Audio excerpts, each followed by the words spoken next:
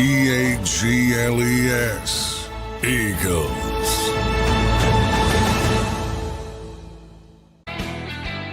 Welcome in, everybody, to a Wednesday edition of Birds 365 here on JAKIB Sports. I'm your host, Zander Krause. That's John McMullen, the number one Eagles beat reporter in town. Johnny Mac, we got some Eagle news today for a Wednesday edition of Birds 365. How you doing on this Wednesday morning, brother? I'm doing well. Waiting for the call from Kellen to go down to New Orleans. Yeah, he's going to be sniping beat writers soon, Johnny Mac. Wait.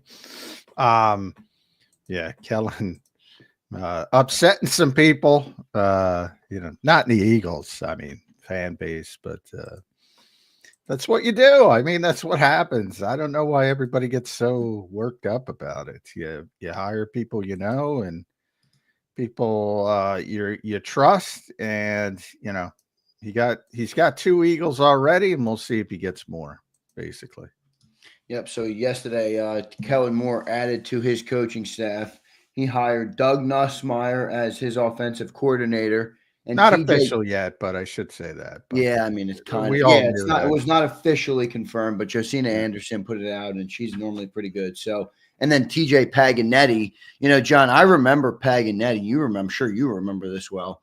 We had Ryan Paganetti, which I believe is his brother, on this show before in the past with you and Jody Mack. So. TJ's been here a long time. I think that's a great hire. Now, I know he's a young guy. He hasn't proven much, but, obviously it's clear what Kellen Moore is trying to do there with that hire. He's been working under Jeff Stoutland for a long time. Your thoughts on TJ going out the door, too? I think we kind of knew Doug Nussmeier was most likely going to be gone, but TJ was the surprise yesterday. And what's your thought process on that? Glad the Eagles let him go, to be honest. There's no upward mobility here with, working behind Jeff Stoutland. Obviously, Jeff's not going anywhere, similar to Vic Fangio on the defensive side of the ball, but even more entrenched because Jeff's been here now really forever, if you think about it from a football standpoint. He came in with Chip Kelly. People tend to forget Jeff Stoutland, and he's lasted all over those coaching changes and things like that because he's one of the best assistant coaches. So basically, TJ was his assistant this year. Run game specialist, he was called, assistant offensive line coach. So, right. He's not getting promoted here. So we don't know the official title yet with the Saints, but certainly it's going to involve the run game. Now, Kellen already hired an offensive line coach, so he's not going to be the offensive line coach. But I imagine run game coordinator, something of that nature. So did the Eagles have to approve this because it wasn't an upward move? Well, in theory, it's what's called a lateral move in the NFL standpoint. So there's 2 possibilities. One, he's out of contract, and then no. And 2, they would have had to approve it if he's not out of contract. So could have been either or. It's very hard to get coaching contract information, especially assistant coaches. I can tell you that usually they're, especially lower level assistants, are on 2-year deals generally. And they tend to roll over from that standpoint, whether you want to keep the guy, whether you don't want to keep the guy. So TJ's been here twice. This is his second time. He came back with Doug Peterson. So 2017, 2018. By the way, he's been a part of all 3 Super Bowl staffs, both Super Bowl champions. So, he's got that feather in his cap. Yep. So 2017, 2018, that's 2 years. 2019, 2020, that's 2 years. 21, 22, 2 years. 23, 24. In theory, he'd be out of contract. So maybe he was out of contract. But if he wasn't, they would have had to approve it and let him go, which, like I said, I hope they would have done, to be honest. I think that gives you more cachet behind the scenes, more gravitas, more, if you don't want to hold somebody against their will. is what I'm trying to say. Right. If he's got an opportunity for some upward mobility, I think you got to let him go. But I don't know which of those two scenarios happen. You have any stories? I mean, what do you know about him? You know, he's one of those coaches, John, that he's been here for a long time, but you don't really hear a lot about him. Do you have any personal experience or anything you No, can I know share his with brother a lot better. I know people? Okay. a lot better. I don't, we don't get to talk to we get to talk to the position coaches, but we don't get to talk to assistant position coaches. So I probably talked to TJ maybe twice in my whole life. And that's just to say hi in passing.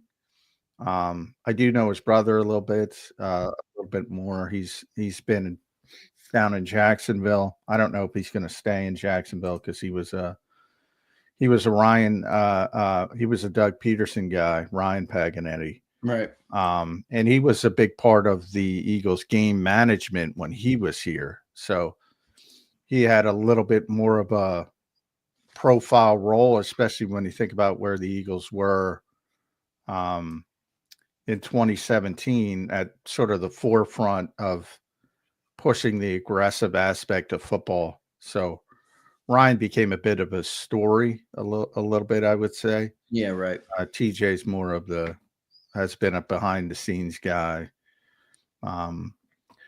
Like I said, he's been here twice and he's done a bunch of different things. He got here with Chip way back in 2013, 2014. Then he went back to Oregon. Then he came back here, and he's been a quality control guy. He's been an assistant running backs coach. He's been an assistant tight ends coach and an assistant. So he's done almost everything on the offensive side of the ball, but he's never made it up to a position coach yet. So, and I don't even have his title yet, as I said with Kellen. But if it's something where he's significant upward mobility, you got to let him go. You got to. All right, so you got Doug Nussmeier is gone. He's the offensive coordinator, not confirmed officially yet, but just about. I mean, that's what's going to happen. Doug Nussmeier is going to be your Saints offensive coordinator. That opens up the Eagles offensive coordinator. TJ Paganetti is going to go to the Saints, as we just talked about. That's going to open up your run game specialist, of assistant O-line coach. I guess we could. That's what he was called here. Any other coaches you think are going? I've heard the name Kyle Valero, John, to the Saints. Kyle's another guy that Kellen Moore brought in, so that's a potential. There are very few people that Kellen brought in when he got here. That was one of the things. Okay. With Cliff Kingsbury versus sort of Kellen Moore. But what I was told is that Cliff wanted a little bit more autonomy to bring some people in. And the Eagles were very comfortable with guys like, obviously Stoutland, but guys like Aaron Moorhead and Jason Michael, Jamal Singleton, who got an interview down there, Kevin Patullo, obviously. And they didn't want to mess with those guys. And Cliff was kind of pushing for that.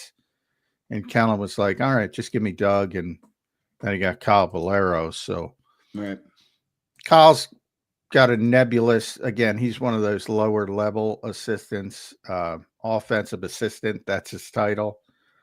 Now, I would guarantee he's under contract because of that 2-year span I was talking about. And if the Eagles like him, they can keep him. So we'll see how that shakes out. But with the case of Kellen and Doug, I think everybody knew that they were, they're a pairing. They've been together. We'll get through to the openings. I mean, if you look at this from an Eagles perspective, and Kellen's hiring up some of these coaches, which, by the way, I don't really think fans should knock Kellen on. I mean, he's got to build a staff. Everybody got a head coaching job, and the Eagles were his most successful stint, and clearly they're doing something right. I mean, they're a very successful organization. So looks like he's kind of taken some of the things that they did and trying to replicate it there, which I don't blame him for. I think that's good business by him. But you're going to have Eagles offensive coordinator. We feel like it's going to be Patullo, not confirmed yet. Passing game coordinator, associate head coach, if Patullo gets elevated. Quarterbacks coach, you're going to need a new one. Run game specialist, assistant O-line coach. I would imagine they'll refill that role. And then an offensive assistant. So a lot of changes coming on this offensive side of the ball. It's pretty amazing that the defense was as good as it was, and doesn't look like right now you're going to lose any of those defensive coaches, but we will see how that goes. John, you tweeted out something yesterday that I want to get your clarity and your thought process on. You talked about how the revolving door with Jalen at coaches, and we've talked about that a lot on this show, and how it's a product of being a great organization and winning a lot of football games. And then you mentioned the quarterback's coach yesterday in your tweet. Well, that's a lot of change at the quarterback coach as well. How do you see all this change? Is there a way to mitigate this change? Your thoughts on that revolving door, because while I understand it's a part of it, I do think a good organization like the Eagles would at least look to see if they can mitigate it the best they can. I know it's not going to be perfect, but I would feel like they would do that. How do you see that situation? I don't know how you mitigate it other than be bad, which nobody wants to be bad. Other than be bad, not even bad. I would say be middle of the pack and, not hire guys with ambition. I mean, I don't know how this is part of it. This is part of it. And, if you're successful, Howie, I mentioned a bunch of times, talked about this last year. If you're successful, you're going to lose coaches. If you're not successful, you're going to lose coaches. At least for organizations that want to be successful, because they're going to move in a different direction. Right. So I don't know how you mitigate it other than be mediocre and not care, to be honest. And then nobody wants your coaches, and you can keep them for as long as you want. Other than that, it's just part of it, and it's better than the alternative. That's how I look at it.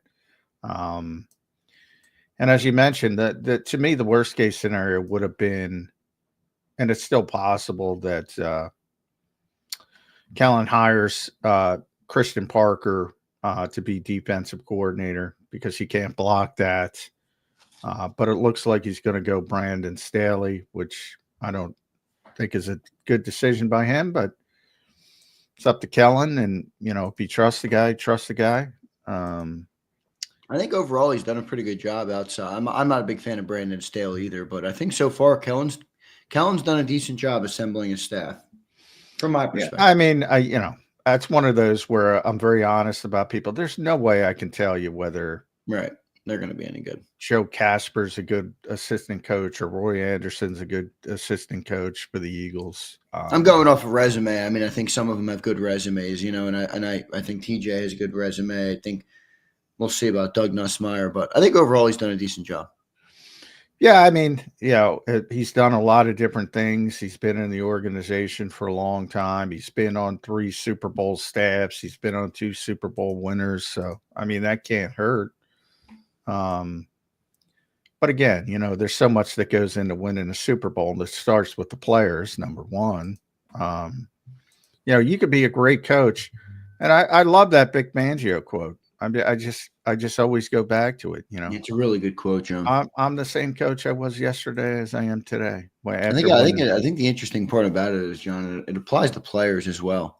Maybe not everybody. Oh yeah, I brought it up with Mike Gill. We're gonna have Mike Gill. Mike Gill went down the route of, is Jalen Hurts better than Joe Burrow because the Eagles won the Super Bowl? And I'm sure I pissed people off locally in South Jersey. I go, no, it's a great accomplishment. Right. Is he a really good quarterback? Sure. Is he Joe Burrow? Well, let me ask you this. All right, John, because this is an age-old football debate. It happens all over the web. Real quick before you get into that. Okay, yeah, go ahead, finish up. I wanted to finish up because, Vic, it's the same thing with players as you were going to, It's the same quarterback he was before the Super Bowl that he is now. It's a great accomplishment. That's what Vic said. But, a lot of things got to come together to win a Super Bowl. And there are great Hall of Fame historic quarterbacks who've never won a Super Bowl. Dan Marino, would be everybody's number one, pretty much. Right. That's one of the greatest quarterbacks of all time. You can See, shit on him all you want. This is where I struggle with quarterbacks of all time. This is where I struggle with this conversation. All right. And there's this age-old football debate that people have over and over again of is wins a quarterback stat? And it's a team game. So it's hard for me to sit here and say it is. But then, John, I'll ask you, who's the best quarterback of all time?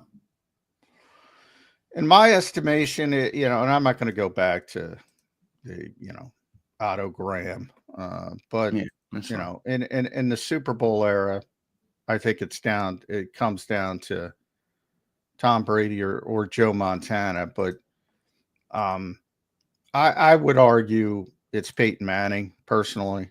I think that makes more sense if you're going to go down the route of wins aren't a quarterback stat. Because he won a heck of. You're going down that. Well, this is where I struggle, right? Because people tell me that, and then those same people will tell me Tom Brady's the greatest quarterback of all time, and I'm like, well, nobody. I think Tom's the greatest quarterback of all time too, but I'm not going to sit here and say Tom Brady had more passing talent than Dan Marino or Peyton Manning or Aaron Rodgers. But he had significant passing talent. Well, he did. I think a lot of it is of Tom Brady. Isn't the wins? Well, there's differences between, all right, who has the best physical skill set? Yeah, it's not Tom Brady. So, it all morphs into, it's not even Peyton Manning. But as far as who do you think it would be? Marino? Well, not from a dual perspective. From a passing perspective, he'd be in the conversation. Warren Moon was nobody threw a prettier football than Warren Moon when it came to arm talent. I don't think I've ever seen, Brett Favre, arm talent. I don't think there's ever been a better arm than Brett Favre in his prime. Aaron Rodgers would be up there. Aaron Rodgers is probably the most skilled quarterback who ever lived. Aaron Rodgers. Right. But do you see where my predicament is with this situation where? Well, it's not a predicament unless you make it a predicament. Well, because I rate Jalen Hurts very highly right now because I believe the success that he's had on the field means something. Well, just like I have Brady as the best quarterback of all time because he's got 7 Super Bowl rings. If I said, Jalen Hurts was a top 10 quarterback before the Super Bowl and is a top 10 quarterback after the Super Bowl, there's no lack of consistency there.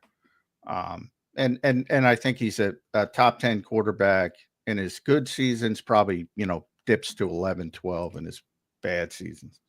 But he's right there. He's right there in that conversation. If people are going to, and, I wish people could talk to people. Like, it's not a discussion with scouts and personnel people. Like, and I know people are going to take that as disrespect. Like, it's not a discussion, Joe Burrow versus Jalen Hurts. It's just not for amongst people in the industry. And that's not an insult. But as far as, sports talk or people having these discussions, who's the greatest of all time? First of all, if you're in the conversation, I always say that's good enough. So people mention you, that's good enough. And then when you start nitpicking with, like, Tom Brady broke a lot of people. I say it all the time, because he won so much, and it was more than Tom Brady, and he'll be the first to admit that. But that is a group. That group won so much, which typically doesn't happen. So he broke a lot of people. Well, you should do what Tom Brady. And then right after you have Patrick Mahomes, and people say, see? And then you have the years where Patrick hasn't won against Tampa Bay and Philadelphia, and he looked god-awful, which should prove to people that, all right, there's other people out there trying to help you. Right. Because if it were just the best quarterback wins, it'd be pretty easy, but pretty fucking boring, to be honest. The NFL. And I don't know. I used to have this discussion. You probably heard it when you're producing with Jody all the time. It's like, well, the best team wins. I mean, that's ridiculous. That's ridiculous. Yeah, it's the best on a team Wednesday. Right. We wouldn't have a show, John. Yeah, on a Wednesday in the NBA, you're going to have upsets every Wednesday. Right. the whole thoughts process. Now, I'm not by any stretch. I don't want to upset Eagles fans that much anymore. The Eagles were the much better football team than Kansas City this year, as evidenced by the performance. But I mean, the absurdity that, well, they won the Super Bowl, so they're the best team. Well, the Eagles, it's true. They were the best team this year. I firmly believe that. Other years, and we've been talking about Eli a lot because of the Hall of Fame. That ain't the case. Right. The Patriots won 16-0 and lost to the Giants. Do you really think the Giants were better than the Patriots that year? No, they weren't. They weren't. But, John, you get this. This is not just a football thing. We're judged by our accomplishments, brother. And Eli Manning won that year. I'm not arguing that. I'm not arguing that. But yeah. I think, people have to have, and I always say I try to elevate the conversation. People have to have enough common sense to realize other factors come into it. Yeah, it's the ultimate team game. It is one of those conversations with a lot of context. I'd like to revisit it in the off season where we can hash it out with winning and quarterbacks. Well, Mike got it started yesterday on the radio, so I didn't even realize that. I probably pissed off a bunch of his listeners. Oh yeah. Well, let's get to him now. Let's get to our real quick. I'll do a quick live read. William Robinson checks in. He says, "Spike the football that hurts is the best dual threat quarterback." All right, he's up there. I mean, if you're going to go strictly on talent, you could argue Lamar Jackson's a top 5 quarterback of all time. Come on, dude. Come on. Yeah. Come on. I mean, you're going to go strictly talent. You could argue Lamar Jackson's already a top 5. I get your fans. I get it. Isn't it awesome to be the fans of the Super Bowl champions? But you don't have to be ridiculous. You don't. I swear. It's not going to hurt you. It's not going to hurt the Eagles. They're still going to be good. Lamar Jackson's unbelievable. Come on. Get the first stop it of the day. Let's get the live read, and then we'll get the Mike Gill coming up next here on Birds 365. Appreciate everybody being here. It is an interesting discussion on the quarterbacks. We'll continue that discussion at some point. We got plenty of time here in the offseason. All right, what are we, 8 days away now from the combine, everybody? 21 days away from free agency and 64 days away from the NFL draft. So moving right along already in the offseason. I looked up this morning, February 19th. I'm like, holy moly, man, we're moving along. So let's get to Mike Gill. Before I do that, I want to tell you guys about the great people at BetUS. Big thanks to them for sponsoring the show this whole football season. And they're going to sponsor us all through the offseason as well. So big thanks to them. And you can use this promo code YouTube150. Go and check them out at betus.com. And if you're in PA, go to betus.com.pa. Use the promo code YouTube150, and you get 150% sign-up bonus on your very first deposit, and you get 125% on your second and third deposit, all up to $2,000. So deposit less and bet with more at BetUS. Are you betting on spring training? Are you betting on the NHL, the NBA? You tell me in the comments, and I'll follow along with you guys as well. So big thanks to them for sponsoring the show today. We appreciate that. Let's get to our man, Mike Gill, joining us here on Birds 365 right now from 97.3 ESPN down the shore. You can follow him at Mike Gill Show. Mike, welcome to the program, my man. How you doing on this Wednesday morning? I'm doing pleasant, just like all the Eagles fans, right? Everybody's always happy, thrilled. It's always sunny at Philadelphia. Get Rob McElhaney out there. Yeah. Isn't he paying Jalix Hunt's fine? He tried to. You're not allowed to do that. Jalix turned that. Well, you're not allowed to do that, but who knows where the money comes from? Yeah, well, that's true. Jalix, he'll Venmo him. Jalix got everybody to contribute to one of his favorite charities, so that was pretty cool that he turned that into a good thing. The NFL fines drive me crazy because they come out every Saturday, Mike. And I always tweet, and people don't understand the NFL fine system, and they just lose their mind every week. How could you get fined for, Jalix got fined for the bow and arrow. It's a stupid league, stupid legislation. What can I tell you? Yeah. But those fines are collectively bargained with the NFLPA. Yeah, I love the randomness of the dollar amount. $5,713. Yeah, where does that come from, John? Is that like? Well, it's all structured. It's all, and if you're a repeat offender, they get higher. And that's does contract have anything to do with it? No. I mean, I see some of these fines are like 25 G's. And the other part, well, that's a 4th round rookie 25 grand if he Well, has Saquon got a big hit earlier this year, and that just tells you he's a repeat offender. That's what it tells you. But they're all structured, and that the other part is it goes to, like, it's not the NFL taking away money and for themselves. A lot of people say that they got so much money.